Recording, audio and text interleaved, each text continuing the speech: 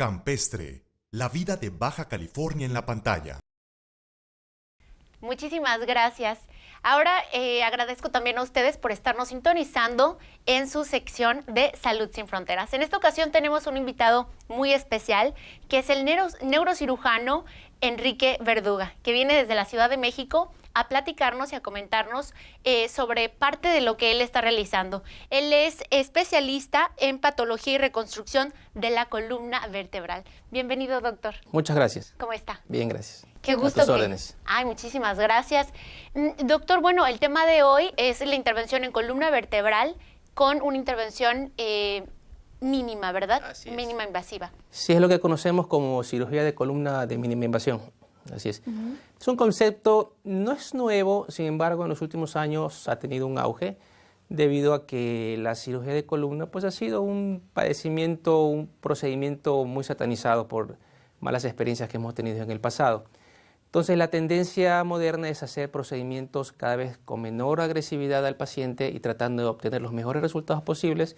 De esta manera, pues, obtenemos también la mejor recuperación y más rápidamente posible para nuestro paciente. Y, por ejemplo, ahorita usted nos comentaba que, por desgracia, hay una creencia sobre este tipo de intervenciones. ¿Cuál es la diferencia que ofrece la intervención con mínima invasión a diferencia de la intervención tradicional? Bueno, para empezar, no todo procedimiento, o mejor dicho, no todo padecimiento se puede tratar con estas técnicas. La gran mayoría sí, pero ahí habrán algunos que tendrán que hacerse por técnicas convencionales. Pues las ventajas son varias. La primera es una menor agresividad al paciente, un tiempo de recuperación mucho más rápido, menos riesgos de infecciones, menos riesgos de manipulaciones de estructuras neurales, que son las que nosotros protegemos, hay menor sangrado. El tiempo quirúrgico a veces puede ser un poquito más largo, a veces un poquito más corto, dependiendo también de la curva de aprendizaje del cirujano que la está realizando. Y lo que se ha visto en estudios prospectivos y retrospectivos hechos en diversos centros de alta especialidad a lo largo del mundo, es que el porcentaje de complicaciones y las secuelas son muchísimo menores en este tipo de procedimientos, siempre y cuando, insisto, sean realizadas por gente que tenga experiencia. Por supuesto. ¿Y quiénes son candidatos para una cirugía de este tipo? Bueno, en realidad la mayoría de los pacientes, yo diría que todos, más bien haríamos algunas excepciones de quienes no serían candidatos, pero realmente es un procedimiento que, como te digo, tiende a ser menos agresivo, menor tiempo quirúrgico. Eso hace que los pacientes, incluso que no son candidatos a procedimientos tradicionales, se les pueda resolver sus padecimientos a través de estas estrategias. Por ejemplo, pacientes añosos, gente mayor, hipertensa, diabética, que toman muchos medicamentos, que son alérgicos a algunos medicamentos, a veces no son realmente candidatos a someterse a un procedimiento tradicional, convencional, agresivos, grandes, de larga evolución. Y estas técnicas nos pueden ayudar. En realidad, más bien incorporamos aquí pacientes. Yo me refería a que no son todas las patologías candidatas. Hay algunos tipos de procedimientos como fracturas multisegmentarias, multifragmentadas, con inestabilidad y deslizamiento de las vértebras. Ese tipo de estrategias se tienen que resolver a veces por procedimientos un poquito más agresivos. Sin embargo, en todos los procedimientos hay herramientas nuevas que permiten hacer, aunque sigan siendo un poquito agresivos, cada vez menos agresivos que lo convencional. ¿Y cuáles son las herramientas que ha incorporado esta técnica para que sea innovadora? Bueno, la tecnología no nada más es los implantes, que hay un desarrollo tecnológico impresionante de lo que se hace día a día en este tipo de cosas. También los instrumentales que se utilizan, que se han desarrollado para poder llevar a cabo este tipo de procedimientos. Pero también todos esos equipos que los hospitales necesitan y cuentan con ellos en algunos casos, que nos permiten tener cierto tipo de visión avanzada en el campo quirúrgico, neuronavegación, pero sobre todo lo más importante es que se ha desarrollado la corriente y la escuela de formar al cirujano de columna. Hace muchos años el ortopedista o el neurocirujano que tenía experiencia o se creía con las habilidades para hacerlo, lo hacían, pero hoy hay especialistas dedicados casi exclusivamente a este tipo de padecimientos con entrenamientos constantes y eso creo que es la herramienta más importante que hoy tenemos para que los procedimientos se hagan con éxito. ¿Y el tiempo de recuperación, doctor, de una persona que se somete a este tipo de cirugías, de cuánto es? Diametralmente opuesto, depende de lo que se haga. Hay procedimientos que se pueden hacer ambulatorios, entras en la mañana, se hace el procedimiento y en la tarde están en su casa. Hay procedimientos más invasivos cuyo promedio de recuperación con cirugía tradicional puede ser de hasta de 3 meses, con estas técnicas pueden ser de 3 semanas. Entonces depende del procedimiento, depende del paciente. Excelente. ¿Y los cuidados posoperatorios? Bueno, son en general similares a los de cualquier cirugía, pero evidentemente al haber menos daño, menos agresividad, el riesgo de complicaciones son menores, la posibilidad de que la evolución sea tórpida son menores. No necesitamos de personal altamente calificado para hacer un cuidado de un paciente de este tipo, porque realmente los abordajes y los accesos son muy pequeños. Excelente. Y, por ejemplo, el paciente puede ser desde un adulto hasta un pequeño. ¿Cuáles son las características? Sí, recuerda que cuando hablamos de mínima invasión es un concepto general. En realidad hay muchísimos procedimientos que entran dentro de esta categoría de mínima invasión. Entonces, sí, hay patologías en pacientes pediátricos, hay patologías degenerativas en pacientes adultos, hay patologías traumáticas que generalmente es de la edad de la gente está en etapa productiva. Entonces, realmente el grupo etario es muy amplio. En todos estos grupos de edad se pueden hacer procedimientos de columna y se pueden aplicar técnicas de mínima invasión. Y en México, doctor, ¿cuántos especialistas neurocirujanos como usted hay? Bueno, en la República debe haber algo así de más de 1.200 neurocirujanos, no todos dedicados a la columna. Realmente creo yo que hay más ortopedistas dedicados a la columna que neurocirujanos. Es un campo que compartimos y a veces nos peleamos por ahí, ¿no? Pero realmente hay tantos ortopedistas como neurocirujanos muy buenos que hacen bien su trabajo, independientemente de la especialidad. Y de ese grupo grande hay una asociación en México que es la Asociación Mexicana de Cirujanos de Columna. Abarca más de 1.500 especialistas dedicados a la patología de la columna, pero de ese grupo yo creo que hay un porcentaje tal vez de un 10% de médicos que se dedican a hacer mínima invasión. La gran mayoría de procedimientos todavía se hacen por las técnicas convencionales. Excelente. Y bueno, cabe destacar que en la región aún no tenemos a un médico especialista en esta área. Sin embargo, próximamente incorporado al centro New City Medical Plaza estará el doctor Enrique, pues obviamente ofreciendo todos sus servicios relacionados a la neurocirugía. Y doctor, bueno, ¿nos puede comentar si el contexto actual en el que nos estamos desarrollando ha ido en incremento los padecimientos de columna? Claro, mira, de hecho se estima que la lumbalgia, es decir, el dolor de espalda abajo, es la segunda causa más frecuente de visita al médico después del dolor de cabeza. Es el primer síntoma. Estadísticamente en los países en desarrollo y en los países desarrollados, las estadísticas son similares. Sin embargo, el dolor de espalda, la lumbalgia, es por hoy en los países industrializados la primera causa de incapacidad laboral y representa una pérdida de una erogación de gastos a la fuerza laboral industrial muy significativa. Esto ha sido siempre. Hoy las nuevas técnicas de diagnóstico, el desarrollo de nuevos conocimientos nos permiten hacer diagnósticos más precisos, más oportunos y sobre todo más tempranamente. Entonces esto hace que aparezca hoy como que hay un incremento en la patología. Realmente la patología siempre ha estado. No hay que tampoco dejar de ver que el estilo de vida que llevamos, más sedentario, el riesgo de transportarnos en vehículos a veces sin la seguridad del caso, la moda de los deportes extremos, en fin, nos ha llevado a que tengamos cada vez un poquito más de incidencia. Pero en general la patología de la columna es un padecimiento que a través de los años siempre ha estado y que se ha subdiagnosticado. Hoy lo hacemos con más precisión y hoy le tenemos la oportunidad de ofrecerles alternativas más desarrolladas para resolver esos problemas. Por supuesto. Y ahorita que comentas sobre los gastos, coméntenos, ¿esta operación le incluye, porque tal vez mucha gente dice, bueno, tal vez es muy costosa, ¿y cómo le podría hacer? ¿Los seguros de gastos médicos la cubren? Sí, sí se cubre. A ver, como te decía hace un ratito, el impacto de la cirugía de columna en el sistema de salud es grande y ha habido abuso en algunos casos, entonces las aseguradoras tienen actualmente unas políticas de mucho control al respecto, pero si en tu póliza está contratada la patología te lo van a cubrir. Hay ciertas restricciones en algunas pólizas puntualmente, pero sí las cubren. Excelente, pues bueno, vamos a ir a un corte comercial y regresamos con más detalles con el neurocirujano Enrique. Continuamos en Salud Sin Frontera en compañía con el neurocirujano Enrique Verduga. Y bueno, con temas muy importantes e interesantes para todos. Doctor, coméntenos, ¿hay algún tipo de actividad que incremente el riesgo de una persona de padecer algún problema, alguna lesión en la columna?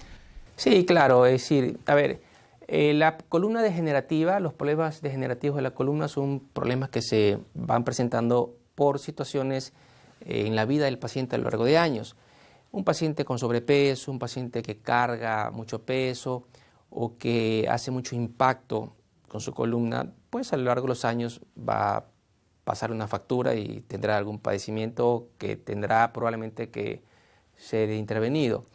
Pero también hay actividades que pueden someter a la columna a consecuencias de tipo agudo, por ejemplo, los traumas. Y platicábamos ahorita en el receso algunos ejemplos. Me tocó ver alguna vez un muchacho joven, 20 y tantos años, que llevaba cerca de 10 años practicando el esquí acuático, de forma amateur, y me fue a ver por un dolor de espalda. Cuando le pido los estudios y veo las radiografías y las resonancias, la verdad que esa columna parecía de un paciente de 60 años, ¿no? Con un daño tremendo, con datos degenerativos importantes. Pero claro, a esa edad no podemos pensar que es un desgaste por la edad. Es decir, hay otro elemento, en este caso era la práctica de un deporte. Me tocó ver alguna vez a un muchacho que practicaba el fútbol americano y tras un impacto de choque cabeza con cabeza contra un compañero, quedó cuadripléjico. En ese momento lo llevan al hospital. Cuando yo llegué a verlo, se había recuperado bastante bien, con algunos pequeños datos neurológicos ahí de secuelas muy leves. Le hicimos los estudios, encontramos que había una lesión de inestabilidad ahí, un problemita en la columna. Se le propuso a los familiares que había que tratarlo, pero bueno, ellos decidieron llevarlo y la verdad es que ya no supe más de él, ¿no?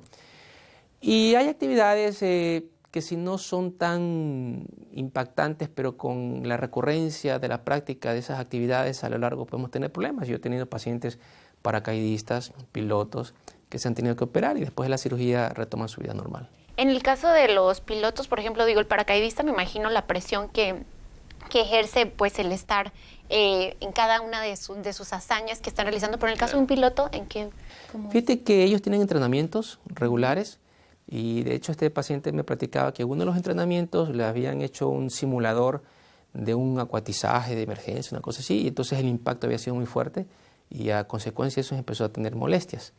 Y después de eso, pues si no te cuidas, si no llevas una vida con precauciones, pues a la larga se complica. Se complica, sí. Y bueno, estos casos que usted nos está comentando están relacionados con actividades o profesiones que tienen un riesgo. Claro. Pero en las personas que vivimos una vida normal, ¿cuáles son los riesgos que existen?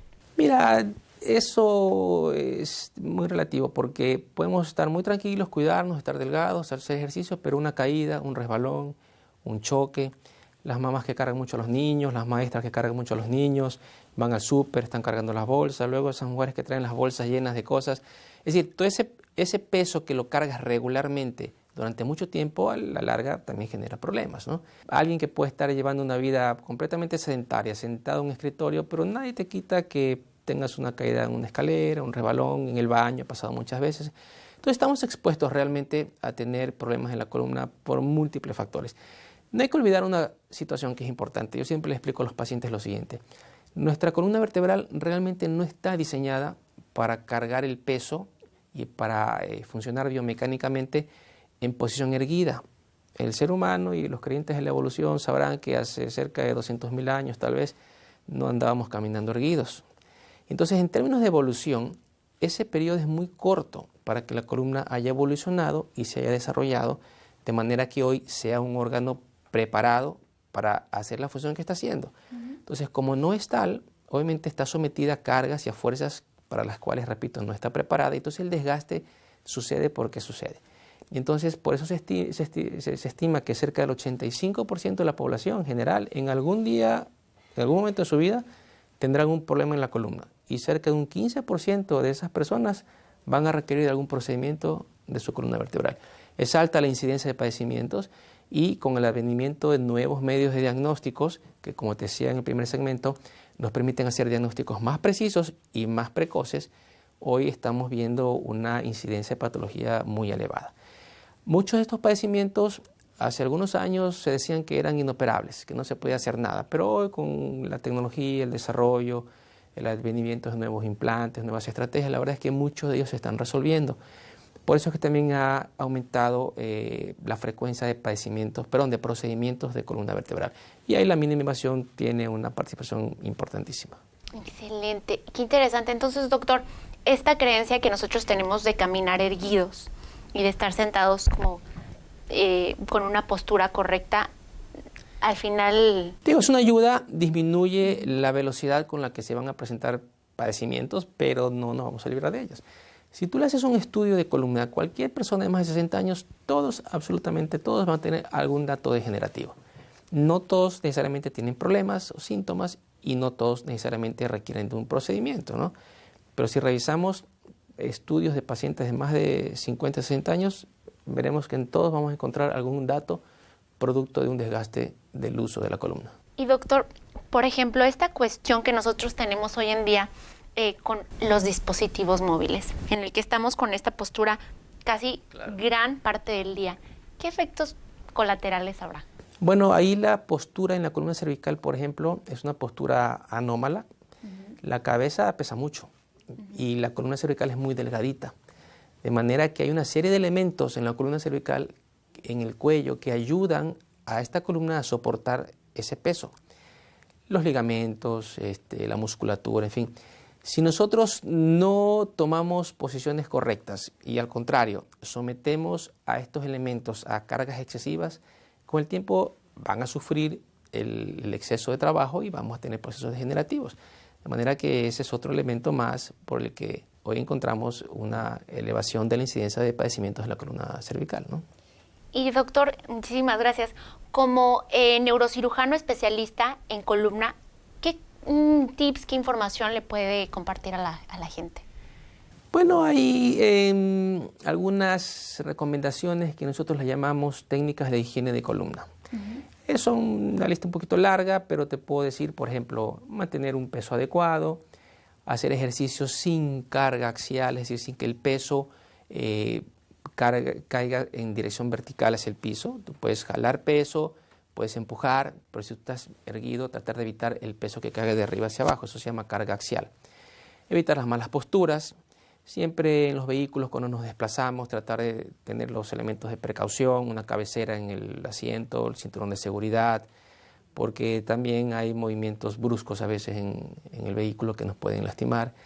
Evitar juegos inapropiados y tener cuidado con las prácticas de deportes extremos. Fuera de eso también hay que mantener una buena tono muscular, una buena musculatura, haciendo ejercicios regularmente. Repito, el peso es importante considerarlo, pero también una buena alimentación. Recuerda que la columna es estructura ósea y si el hueso no está bien calcificado, vamos a tener problemas por descalcificación, osteoporosis. Y entonces eso también puede repercutir. Una serie de elementos, pero en general es un estilo de vida sano que hay que llevar. Tener los cuidados continuamente. De nada te sirve cuidarte 3 semanas y despreocuparte 3 más. Eso es un estilo de vida. Ay, muchísimas gracias, doctor. Y bueno, les platicamos cuándo ya lo van a poder encontrar las personas de la región que lo están ahorita viendo. Bueno, estamos empezando a venir con poca frecuencia todavía. Fin de año es un poquito complicado por las cosas que uno tiene que atender, pero espero que para inicio del próximo año ya estemos por acá. Si no al 100%, por lo menos la mayor parte del tiempo aquí en la ciudad de Tijuana, y esperando que en cuanto estén listos nuestros consultorios en New City Medical podamos instalarnos ahí ya de planta. Excelente, doctor. Pues muchísimas gracias por habernos compartido Gracias parte de todos sus conocimientos y sobre todo de esta entrega que tiene como especialista y ser humano para ayudar a todas las personas que tienen algún padecimiento. Muchas gracias. Gracias. Esta fue la entrevista con el neurocirujano Enrique Verduga, especialista en columna y que próximamente podremos tener en la región para que puedas ir a consulta si es que así lo necesitas. Muchísimas gracias por habernos sintonizado en esta su sección Salud sin Fronteras. Campestre, la vida de Baja California en la pantalla.